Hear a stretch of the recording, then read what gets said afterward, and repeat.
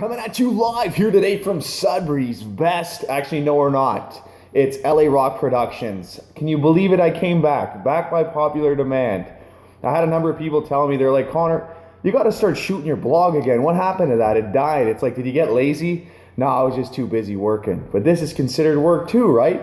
All right, no, let's get serious. So I'm going to start up my blog again. It's been a number of weeks I've been preparing for this. I know I should have just started shooting out videos, but let's just not say I was slacking, okay? So we're going to focus on a number of different topics. I know where we left off last time. We were kind of sitting there thinking, oh, this and that. I want to keep it short and sweet because you know me, if I start getting talking, it's going to be 4 hours later. It might cost you $100. I don't really know about that. But today's topic I'd like to hit on is rejection.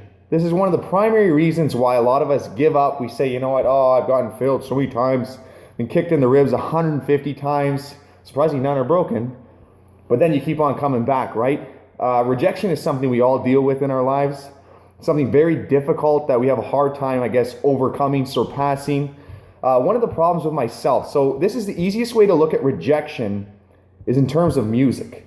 And you're saying, Connor, that's the stupidest analogy I've ever heard. But no, get this for a second. So why I say look at it in terms of music is that some people are going to like, let's say, hip-hop, opposed to someone else might like, I guess, rap, country music. There's a number of mixed things, but not everyone is going to like the music you listen to. So that's why I like to throw it in that analogy, because if you think about it, we're not all Mother Teresa, okay? Every day, you can go do all these great things, be this positive, uplifting person, but there's always going to be that person that no matter what you do, you could be like, here's $100, and the guy's going to sit back and say, oh, gives you that kind of, negative connotation. So that's what I want to talk about, rejection. As you guys already know, I've spoken over 2,000 students in the last 5 months throughout all the high schools in the city. I'm building it up, building the fire, getting those kids motivated. Well, put it this way.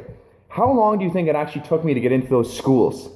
I literally called so many of those principals, over 15 times. They're probably sitting there at the end thinking, oh, is it that kid again? He keeps calling? Finally, just let him in. So I probably called St. Benedict's, which was my high school originally, 15 times. Finally, she calls me back. I'm all jacked up, my usual thing.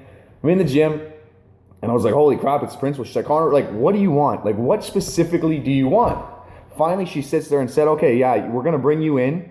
Write us a paragraph, and I'll send it out to all your teachers, or all the teachers at the school, rather, and let's see if we can get you in here.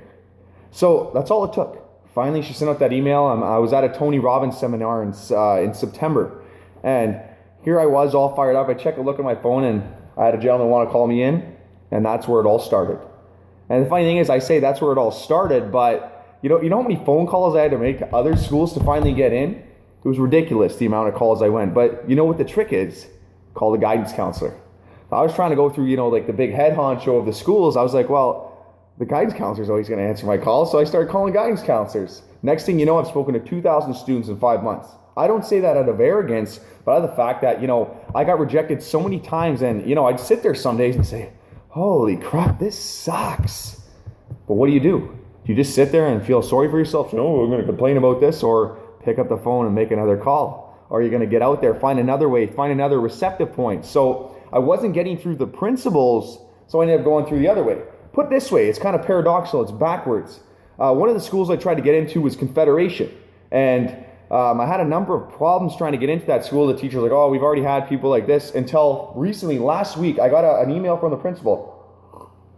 And he said, why didn't you call me specifically?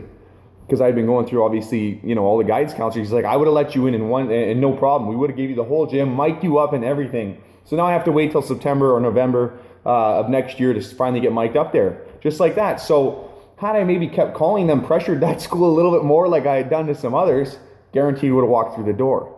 It's not like causing pressure where, you're pushing really hard, but just kind of saying, very nice that they knew my name at the front desk for a lot of the schools, because they're like, oh, it's that kid calling again. I'm like, yeah, you want to get you some coffee, this, and that. I wasn't being arrogant.